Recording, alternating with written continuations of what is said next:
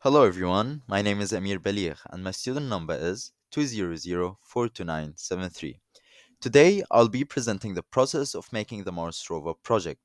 The project took me about 55 hours to complete, roughly 30 hours to design, manufacture and assemble, and 25 hours to create, implement and test the electrical system and the Arduino code.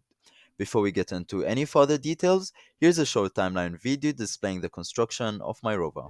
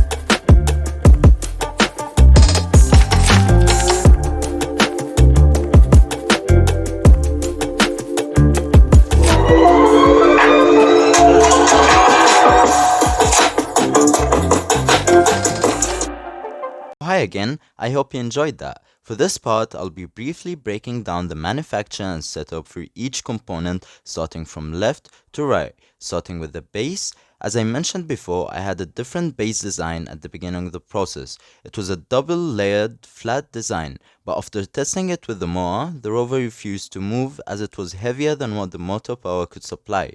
Therefore, I had to create a new single layer base with holes in between to reduce the weight and at the same time still be strong enough to hold all the components at the top. I was able to do this by laser cutting the base in the workshop. I'll show you the holes real quick.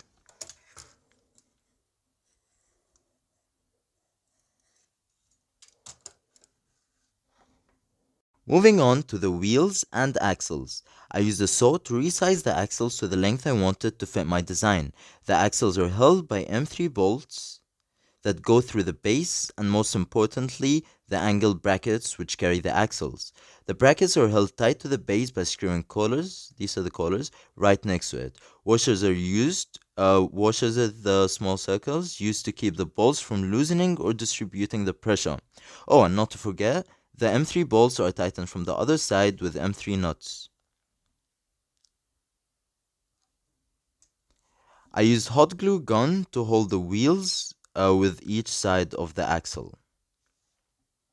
Onto the next components, we've got the motor and the gears, and the motor mount. They say if a plan doesn't work, change the plan and not the goal. To begin with, I had two large gears running in my motor, which could be seen in the timeline part of the vlog. During the testing phase, the rover didn't move again, but after long thinking, I figured out that the gear ratio could be low. Therefore, the moment was low on the axle's gear, not providing enough power to initiate the rover. I had to reposition my motor closer to the axle's gear and use a small gear, that one, on the motor. I once again used hot glue to fix my gears to the positions. The motor was held tight to the mount by tying multiple rubber bands around the top of the mount until the motor was steady. I added a collar next to the axle's gear, that one, to hold it steady. But sadly, I lost all the small screws that hold them, so I had to hot glue it right beside the gear to prevent any horizontal dislocation. I connected the AA batteries to the case and used super glue to stick it to the base. Same thing goes for the 9 voltage battery. With some assistance from Josh in the workshop, I was able to drill holes in my base to fit in these bolts through the Arduino and the base. I also used nuts and washers to prevent any unnecessary movement. I stuck the breadboard right next to it so the wiring could be slightly easier as it would be close to the Arduino. As for the light sensor, I would personally say it was the hardest part. As I have shaky hands, it was difficult for me to solder the wires to the right pins without burning my fingers. But I managed to do it after all. Using whiteboard from the previous project and the project and design module, I made a stand with a space inside to fit in the light sensor. I used a double-sided tape to hold it onto the base. Hope you like the smiley face. Last appealing but not least, we've got the wiring. My wiring could be a bit confusing as it's not 100% color coded as I wasn't given enough black or red cables to indicate source and ground, so bear with me. Let's start with the batteries. The AA batteries power the breadboard, the positive wire is connected to VM, and negative wire is grounded. While on the other side, we've got the 9 voltage battery, which powers the Arduino board using the DC jack fly lead. The mode driver and the Arduino board are entirely grounded. And here's the Arduino board ground. While here, the brown and yellow cable, the A01 and A02, they power the DC motor. VCC is connected to the positive side to supply voltage to the motor driver. I set my PWMA pin to 5 and AI2 to 3, AI1 to 2, and standby is connected to positive. My echo pin is pinned to 9, and my trig pin is connected to 10. And the VCC is connected to the positive side to supply the light sensor with power. The black wire over here is not color coded, but it supplies or it connects the 5 voltage pin from the Arduino to the breadboard. It should be red, but I don't have the wire, unfortunately. Last but not least, moving on to my LEDs. Resistors are used to lower the voltage supplied to the LEDs. Green is pinned to 12, yellow is pinned to 4, and the last one, red, is pinned to 7. And they're all grounded.